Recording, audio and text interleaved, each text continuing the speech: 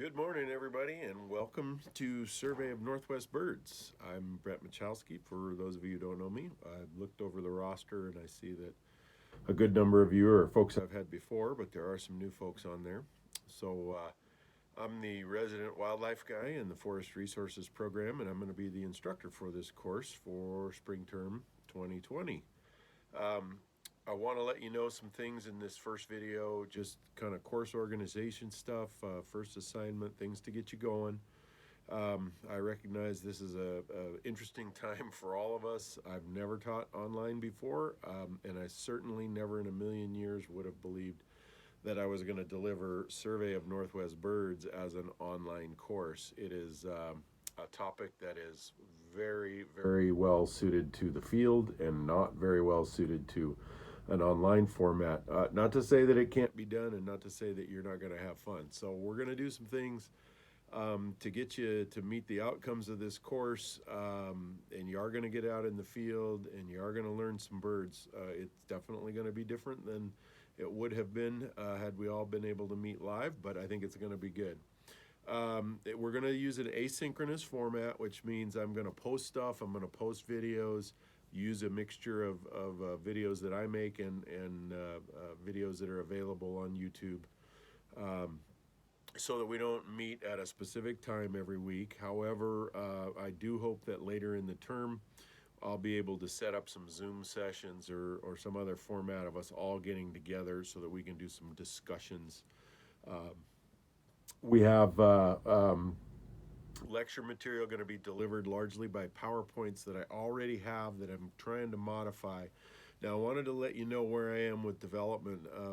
This is, as you guys we're thrown into a challenging situation where we've got a week to get ready to do everything online.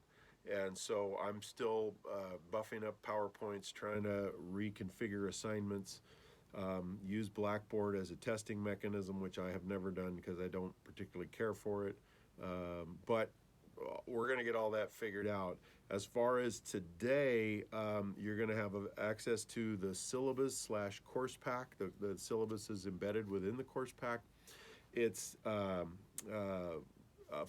living document. It's going to be changing. I'm going to modify the required bird list a bit. I'm going to bring it down. There's a lot of birds on there, 116 I think at last count. But the number of birds you have to identify by sight and the number of calls is going to come down somewhat. You're going to need to complete an assignment. The first one is in the course pack. I'll talk about that here in a second. And you can do that and get that back to me by Friday. I need that first assignment back by Friday so that I could do administrative withdrawal. This is how I'm going to take roll for you guys. So you're going to do the assignment. If you don't do that assignment, you're going to get administratively dropped. You're going to need binoculars in addition to the field guide, which we'll get to. You're going to need a pair of binoculars. What I want you to do is on that first assignment, indicate whether you're going to need to check out binoculars from the college supply or whether you have your own or are intent on buying your own. I'm going to post another video, hopefully today, that talks about binoculars, what you want in a pair of binoculars for those of you who are going to buy or borrow some, or if you already have some and you're wondering, hey, are these good enough for this class? I'll put together a little tutorial on that to follow this introduction.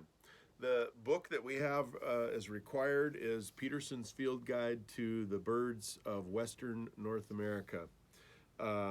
This is the 4th edition, and Roger Torrey Peterson was a famous bird artist, and he pioneered some techniques of field guides that is a reason that I use the Petersons, and one of those is, let's pick a good page here. See on the warblers here, you can see on the warbler page that there are these arrows that point to defining features, such as the red streaked breast of the male yellow warbler. You don't find those in other field guides because Roger Torrey Peterson patented that. So that's one reason. This is not, you do not have to have this field guide. You can get by with other field guides. David Sibley has a field guide. Sibley's is a very good field guide. And I have that one. I have National Geographic's field guide. There are many of them out there, and they all will work. The required bird list that I'm going to post in a Excel list format has page numbers that refer to this fourth edition of Peterson. So if you have a different field guide, you're just going to have to look for, Western Bluebird on a different page, okay? But if you've already got a field guide, stay with the one you have. All right. Assignment number one is an assignment in observation. And in addition to you indicating whether or not you're going to need binoculars, it is in the course pack. Scroll down past the required bird list and you will see the bird observation assignment, also known as the robin assignment. So you see this picture here, it's just a blank picture of an American robin. And what I want you to do, read. That's going to be really important for this whole online course. You are going to have to read everything I post, everything I put up, and you're going to have to read it thoroughly. And I'm harping on this, it seems obvious, but last term, every term for the 25 years I've taught, I find students don't want to read if they can ask the instructor. I get that. And then they often, are kind of disappointed that they find something out. It's like, oh, I didn't know. And it's like, well, it's spelled out all here in super clear black and white. Or if it's not super clear black and white, you read it and you go, wow, that's ambiguous. I'll email or ask. I rely on you guys to read. So read the assignment. It's very clear about what I want you to do. What I want you to do is pull out of your head what you think a robin looks like, all right? Colored pencils, crayons, pens, whatever, do it in color if you can. If you can't, you may take that drawing and just simply point arrows and describe what color you think this bird is. I don't want you to go online and pull up a nice full color picture of a robin. This assignment is designed to foster your appreciation for field observations and noticing things that are subtle. And I picked the robin because I think a lot of folks have an idea of what a robin looks like. It's a common bird across North America, and we'll see how much of the details you know, and then what are the details you observe in the second part of the assignment, which is not due for a couple weeks, so you can not worry about that. But find this sketch number one, do that, get it to me by Friday by noon so that I can do administrative withdrawal and find out who is in and not in the course. Don't try to be right, just go from memory. All right, so what can you do right now? The lecture material is not going to be posted today. There is some changing assignments, tests, etc. What do you do for the first week? You do assignment number one. You get yourself some binoculars if you don't already have them, or indicate to me that you need them. If you're going to buy some, watch this next video that's going to be forthcoming.